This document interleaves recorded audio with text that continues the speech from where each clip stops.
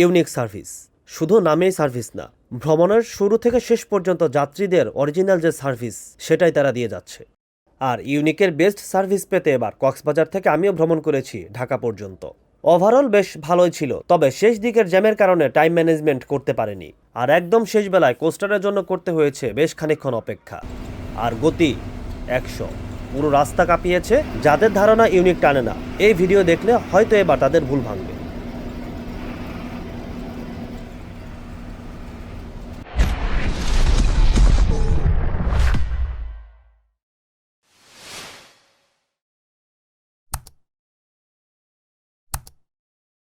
আসসালামু আলাইকুম।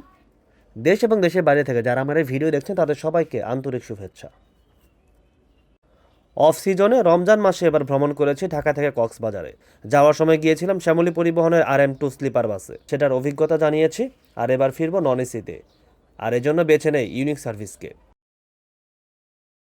রমজান মাস যেহেতু যাত্রী চাপ নেই, সবখানে ডিসকাউন্ট চলছে, বিশেষ করে বাসে। আমি ফিরি শুক্রবারে, যার কারণে ওই দিন ভালো ওই রকম কোনো এসি বাস পাইনি, ফলে নন এসিকেই বেছে নেয়। আর এর জন্য বেস্ট অপশন এই ইউনিক। ডলফিন মোড় অর্থাৎ কলাতলিতে এসে ইউনিকের টিকিট কাটিয়ে একদম শেষ প্রান্তে আপনার ইউনিকের এই কাউন্টার পাবেন, কলাতলির একদম শেষ দিকে।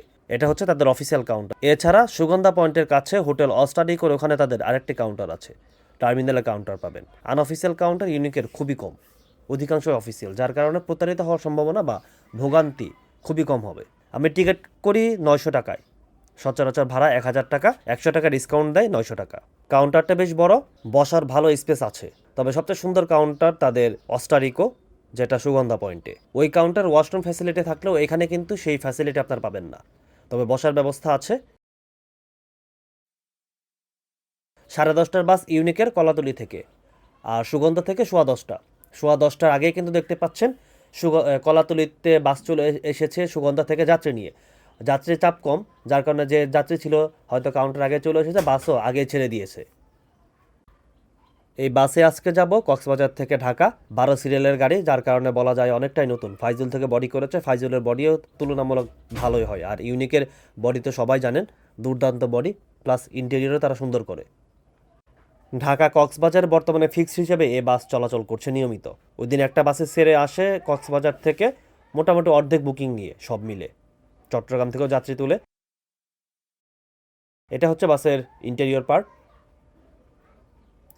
বর্তমানে এই সিটগুলো ইউনিক তার বাসগুলোতে ব্যবহার করছে। আগের শক্ত সিটগুলো উঠিয়ে নিয়েছে, এই সিটগুলো থাই। যদিও আমার কাছে তুলনামূলক একটু ছোটো মনে হয় হানিফের থাই সিটগুলোর তুলনায় এই সিটগুলো, তবে কমফোর্ট খুব একটা খারাপ না। একদম খাপের অর্থাৎ পিঠের সাথে এই সিটগুলো একদম মিলে যাবে। অর্থাৎ আপনার পিঠ যদি হেলান দেন, সেক্ষেত্রে পিঠ এই সিট একদম কাভার করে ফেলবে। এটা হচ্ছে সবচেয়ে আরামের দিক, যেটা থাই সিটগুলোতে হয় বা বাংলা সিটগুলোতে যেটা হয় না। এটা হচ্ছে সবচেয়ে বড় ফ্যাসিলিটি। আর এই সিটগুলোতে বসেও খুব একটা খারাপ না। ইকোনমি ক্লাসের সিট সবগুলো বাসে ইউনিকের। প্রতি সিটের সাথে আপনারা লেগ রেস্ট পাবেন, আর লেগ স্পেস দেখতে পাচ্ছেন অনেক বেশি লেগ স্পেস, অনেক বেশি লেগ স্পেস। আমি বসে যদি আপনাদের দেখাই তাহলে আপনারা বুঝতে পারবেন যে কতটা ফ্লেক্সিবলভাবে আপনারা এই বাসে ভ্রমণ করতে পারবেন। সামনে ফুটরেস্ট আছে, সিট যদি পেছনে শুয়েও দেয় বা ফোল্ডিং করে দেয়, সেক্ষেত্রে পা রাখতে খুব একটা সমস্যা হবে না, খুব একটা না বলতে গেলে যে একেবারেই সমস্যা হবে না। হাতল দেখতে পাচ্ছেন, এগুলো তো আপনারা সাপোর্টিভ হিসেবে আপনারা উঠানামা করার জন্য ব্যবহার করতে পারবেন। একটা ভিন্নতা আছে, সেটা হচ্ছে নন এসি বাস, যার কারণে উপরে কোনো ভেন্ট বা কোনো কিছু নেই, যেটা আমরা নন এসি বাসে দেখি উপরে ভেন্ট দেয়, রিডিং লাইট দেয়। এই বাসে আবার সেটা দেওয়া হয়নি, এটা হচ্ছে একটা ভিন্নতা। আর ওভারঅল এই হচ্ছে সিটের অবস্থা, বেশ কমফোর্টেবল সিট ইউনিকের। আর ভেতরটাও ভালোই পরিষ্কার বলা যায় নন এসি বাস হিসাবে। এবার ভ্রমণ শুরু করার পালা। ভ্রমণ করব কক্সবাজার ডলফিন মোড় থেকে। 10:30টায় বাস কক্সবাজার থেকে ছাড়ার কথা, ডলফিন মোড় থেকে ছাড়ার কথা। টার্মিনাল হয়ে চলে যাবে ঢাকায় 10টা 27 বাজে। নির্ধারিত সময়ের আগেই সবগুলো যাত্রী চলে আসায় বাস এখন ছেড়ে যাচ্ছে কলাতলি মোড়।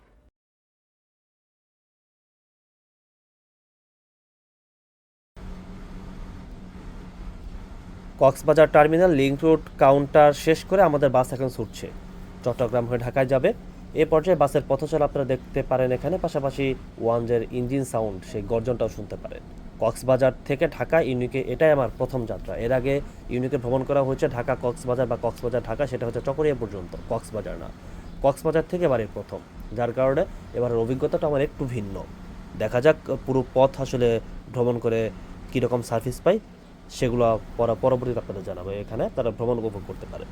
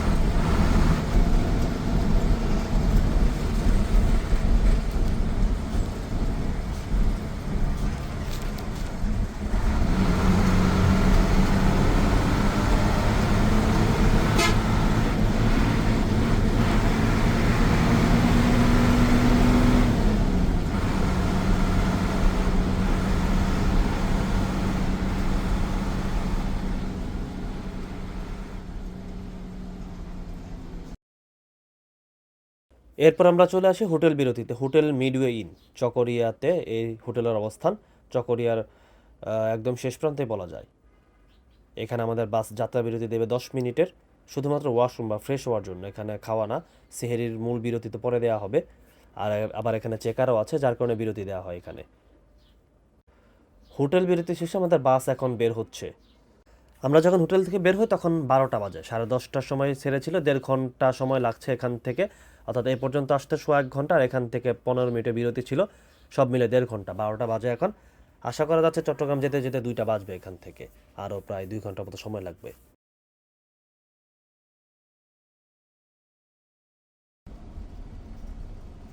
এই সময়টাতে, রোজার এই সময়টাতে বাসের সংখ্যা অনেক কম, তবে স্থানীয় যানবাহনগুলো অনেক বেশি, যেটা অন্য সময় বা নর্মাল সময় আমি পাইনি। বিশেষ করে অটো বা সিএনজি এগুলো রাত 12টা, 12:30 পর্যন্ত রাস্তায় পেয়েছি, যার কারণে গতি 70-80 এর মধ্যেই চলেছে, যাও খুব একটা খারাপ না। রাস্তা খুবই চাপা। এই রাস্তা আসলে কবে যে বড় হবে আল্লাহ মাবুদ জানে। এই রাস্তা বড় না হওয়া পর্যন্ত কক্সবাজার থেকে চট্টগ্রাম পর্যন্ত যে সময়, প্রায় 4-5 ঘন্টা সময় লাগে দিনের বেলা, আর রাতের বেলা কমপক্ষে 3 ঘন্টা, কমপক্ষে। এই সময়টা আসলে কমবে না, যার কারণে কক্সবাজার যেতে সেই 9-10 ঘন্টা সময় এখনও পর্যন্ত থাকতেছে।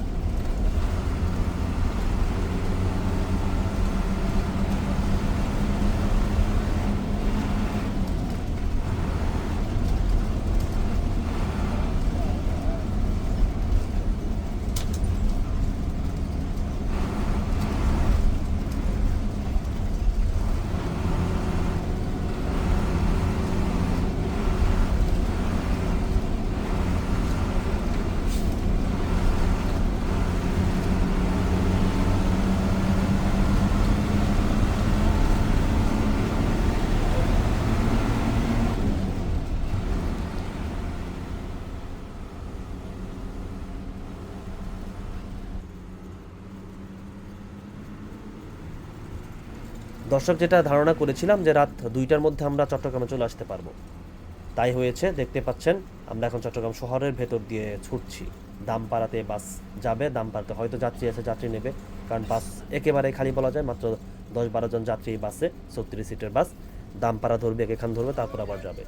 এর মাঝে আবার কিছুটা সময় লেগেছে, সে বাস চেকিং হয়েছে ব্রিজের আগে, শাহ আমানত শাহ ব্রিজের আগে এবং পরে, দুই পাশে কিন্তু বাস চেক হয়েছে, এবং সেখানে অনেক সময় লেগেছে, যাত্রীদের জেরা করেছে পুলিশ সদস্যরা, যার কারণে একটু সময় লাগলো। না হলে আরও হয়তো 10-15 মিনিট আগে আমরা ঢুকতে পারতাম। আমরা দামপাড়াতে চলে আসছি, তবে দামপাড়াতে কোনো যাত্রী নেই, যার কারণে বাস এখানে দাঁড়ায়নি বা দেরিও করেনি। সুপারভাইজার শুধুমাত্র কাউন্টারে গেছে, চেক করছে যাত্রী আছে কিনা বা জিজ্ঞেস করেছে, তারপর গ্রিন সিগন্যাল পাওয়া মাত্র বাস আবার টান। এবার গন্তব্য একেখানে যাত্রী আছে।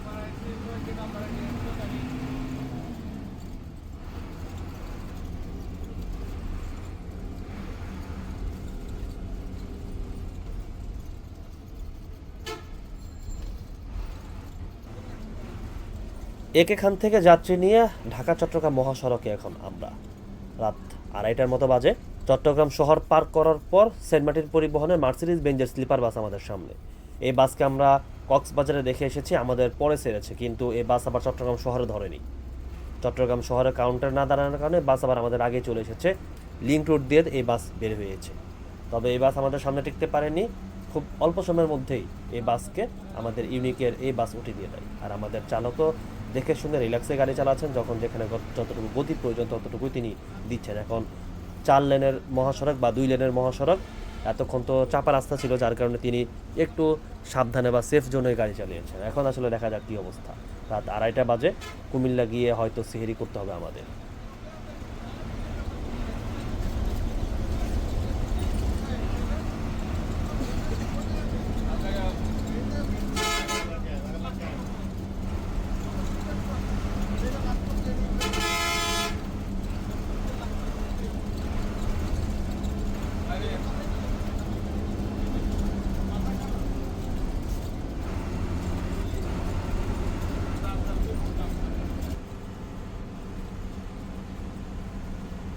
যেটা বলেছিলাম বা মনে করেছিলাম সেটা, আমাদের চালক বেশ ভালো দৌড়াচ্ছেন এবং এখন দৌড়ানোর মোড়ে আসলে তিনি আছেন।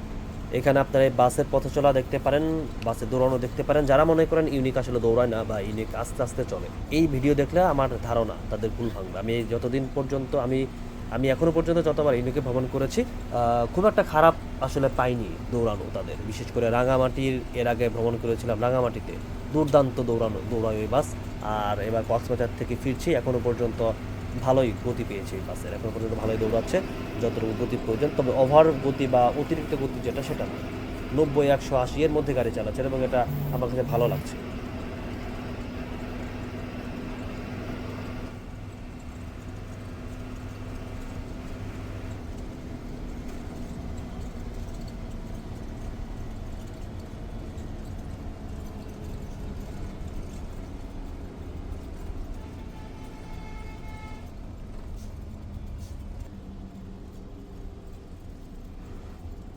এইভাবে দৌড়ানোর এক পর্যায়ে সীতাকুণ্ডের আগে ইউরোকোচের ডাকে, ইউরোকোচের স্লিপার বাস, এই স্লিপারও সম্ভবত কক্সবাজার থেকে ছেড়ে আসা। এই বাস সেদিন সেই মোড়ে, বিশেষ করে ইউনিকের ডিপার দেখে এই বাসের মাথা নষ্ট হয়ে যায়। অনেকবার আমরা চেষ্টা করেছি এই বাস কুটি দেওয়ার জন্য, সামনে ট্রাক বা কোনো কিছু পাওয়া যায় বা বাধা পড়ে আবার পেছনে আসে। তো এইভাবে অনেকক্ষণ থাকার পর শেষ পর্যন্ত এই বাস আসলে এখন উঠি খাচ্ছে।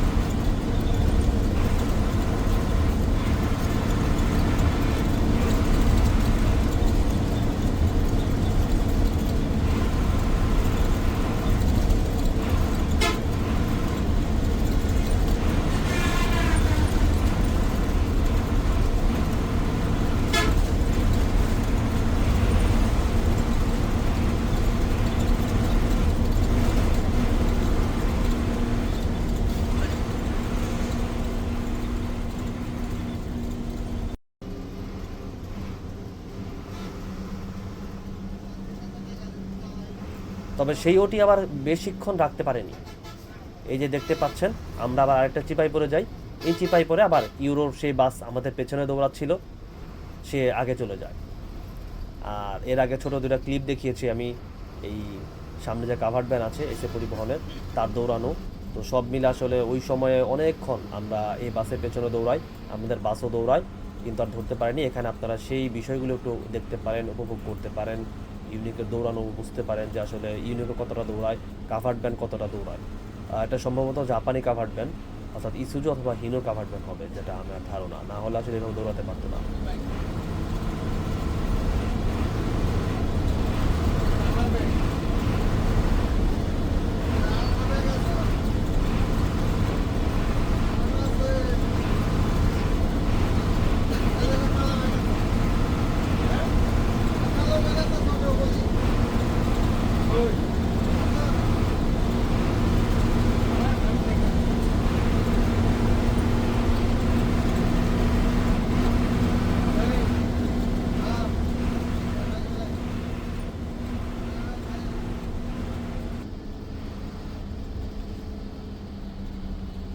একটা পর্যায়ে কাভার্ড ভ্যান নাই হয়ে যায় বা সরে যায়, কিন্তু সামনে ইউরোকোচের এই বাস থাকে।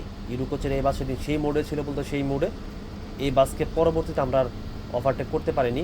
এখানে বাস সে দৌড়াচ্ছে। আর অশোক লেল্যান্ডের বাস, স্লিপার বাস এরকম দৌড়ায়, এটাও খুব কমই দেখা, দেখিনি যে তা না, কম দেখেছি। আপনারাও এখানে আবার সেখানে একটু দেখতে পারেন।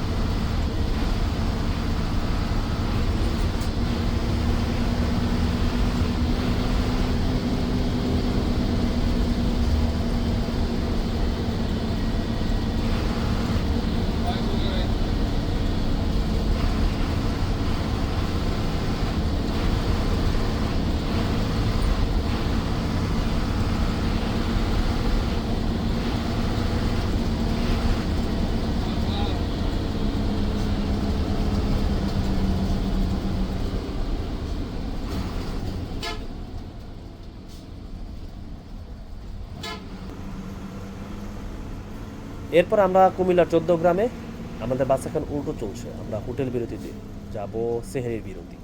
এই সেহেরির বিরতিতে সৌদিয়ার যে হোটেল, সেই হোটেলে আমাদের এই বাস যাত্রা বিরতি দেবে টাইমস স্কোয়ারে। এখানে আধা ঘন্টার বিরতি, যাত্রা বিরতি আমাদের।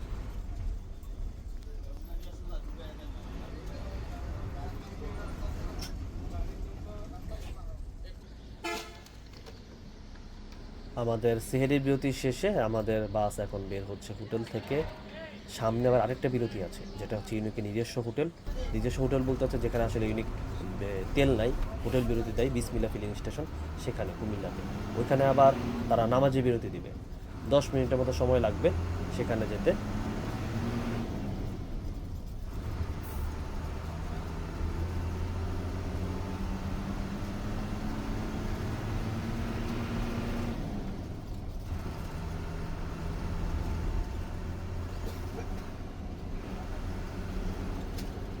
আমরা সেই ইউনিকের যে নিজস্ব যে জায়গা, সেখানে চলে এসেছি এখন। এখানে চেক আছে ইউনিকের। ইউনিকের এই বাস এই পাম্প থেকে তেল নিবে, এখান থেকে ইউনিকের সব সময় তেল নাই। এখানে তাদের হোটেলও আছে। আমরা এখানে নামাজের বিরতি, আমাদের ফজরের নামাজের বিরতি ইউনিকের। এটা হচ্ছে সবচেয়ে ভালো দিক, যে তারা নামাজের বিরতিতে কখনো কার্পণ্য করে না। একজন যাত্রী যদি নামাজ পড়ে, তারপরেও ইউনিকের বাস নামাজের বিরতি দেয়। ফজরের নামাজের বিরতির পর আমাদের বাস এখন চলছে। ভোর হয়ে গেছে, দিনের আলো ফুটতে শুরু করেছে। এখানে বাসের পথচলা আপনারা উপভোগ করতে পারেন।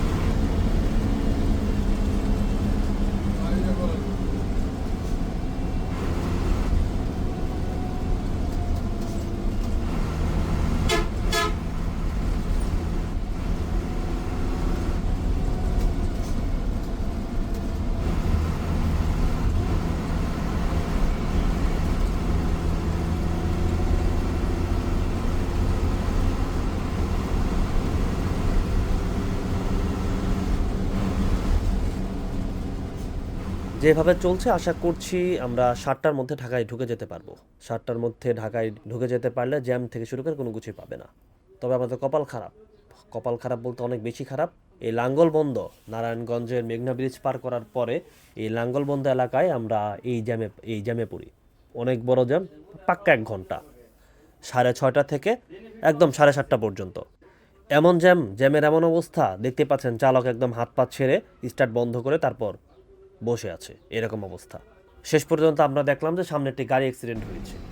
শুরুতে মনে করেছিলাম যে যে ব্রিজ আছে, ব্রিজে নাকি সমস্যা, ব্রিজে নাকি গাড়ি ব্রিজে একটু সমস্যা হয়েছে, যার কারণে গাড়ি চাপ নিতে পারে না, একটু এক লেন বা এরকম করে যায় বা এক এক করে ছাড়ে। তো শেষ পর্যন্ত দেখা গেল যে সামনে হচ্ছে ট্রাক অ্যাক্সিডেন্ট হয়েছে। এই ট্রাক অ্যাক্সিডেন্টের কারণেই এই ভোরবেলা এরকম দীর্ঘ জ্যাম। এই দীর্ঘ জ্যাম শেষ পর্যন্ত 1.5 ঘন্টা পরে আমরা এই জ্যাম থেকে মুক্তি পাই। এর মধ্যে আবার দেখেন এই যে একটু বাস ফেসে গেছে এখানে, ব্রিজে উল্টো এসে তারপর এখন আর সেখানে উঠতে পারতেছে না। তো এই সব মিলে আসলে এই অবস্থা। আর এই যে সামনে আসলে পরে এই যে এই হচ্ছে ট্রাক, এই দুটি ট্রাক, এই ট্রাক আর এই দুটি ট্রাকের এই অবস্থা। তারপর আমরা যখন এই এলাকা ছাড়ি তখন 7:30 বাজে।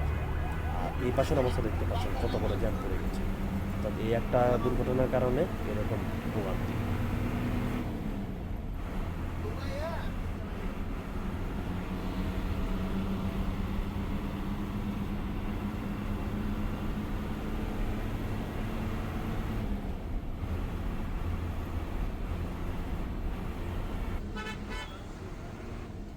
এরপর ঘড়ির কাঁটায় যখন 8টা বাজে আমরা ঢাকায় প্রবেশ করে ফেলেছি।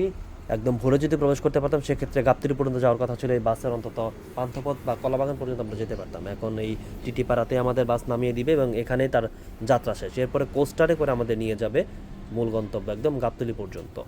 এটা হচ্ছে ফ্যাসিলিটি ইউনিক হানিফ শ্যামলী 3 বাসে আপনারা কোস্টার ফ্যাসিলিটি পাবেন। এখানে এই বাস তার যাত্রা শেষ করবে। আর এতক্ষণ যদি ভ্রমণ অভিজ্ঞতা বলি, মোটামুটি ভালো। একদম শেষের যে জ্যাম, এই জ্যামের কারণে টাইমে একটু মিসম্যানেজমেন্ট হয়ে গেছে, টাইমে একটু বেশি হয়ে গেছে। না হলে আসলে খুব দ্রুত সময়ের মধ্যে আমরা ঢাকা চলে আসতে পারতাম। চালক খুবই ভালো গাড়ি চালিয়েছেন এবং দুর্দান্ত দৌড়াইছেন এই গাড়ি নিয়ে। আর এখানে নামার পরে আমরা একটু ভোগান্তিতে পড়ি, সেটা হচ্ছে কোস্টার পাওয়া নিয়ে ভোগান্তি। তেল সংকট দেশে, অনেকে মনে করছেন যুদ্ধের কারণে তেল হয়তো আসবে কি আসবে, শেষ পর্যন্ত পাওয়া যাবে কিনা, যার প্রভাব আসলে পরিবহন সেক্টরে পড়েছে। তারা এখন বাস একটু হিসাব করে ছাড়ছেন। আর এই কারণে প্রায় 1.5 ঘন্টার মতো, 8টার সময় আমরা এখানে নামি, আর 9:30টার সময় এই যে কোস্টার, 9:30টার সময় আসলে এই কোস্টার আমি পাই গাবতলী যাওয়ার জন্য। 1.5 ঘন্টা বসে থাকতে হয়। 3টি বাস আছে, চট্টগ্রামে ফার্স্ট ট্রিপ আসে, এরপরে আরেকটা বাস আছে আমাদের বাস, সব মিলেই তারপরে একটা কোস্টার দেওয়া হয় আমাদের। অথচ অন্য সময় একটা বাস আসলে একটা কোস্টারে চলে যায়, 4, 5, 7 যাত্রী যাই থাকে। ইউনিক এটা করে না। তো এই কারণে আসলে এই শেষে একটু সমস্যা। 1.5 ঘন্টা 9:30টার সময় এখান থেকে কোস্টারে উঠি, আর 10:30টার দিকে আমি গাবতলীতে নামি। এই তো সব মিলে ওভারঅল ভালো একটা ভ্রমণ আমার এইবার হয়েছে কক্সবাজার ঢাকায়। আপনারা ইউনিক ট্রাই করতে পারেন। পোক সংক্রান্ত কোনো সমস্যা নেই, বা হুটহাট এদিক সেদিক গাড়ি দাঁড়ানো, যাত্রীর জন্য বসে থাকে এরকম কোনো সমস্যা নেই। সার্ভিস 100-তে 100 পাবেন বলে আশা করছি। ভালো থাকবেন, সুস্থ থাকবেন। ধন্যবাদ সবাইকে।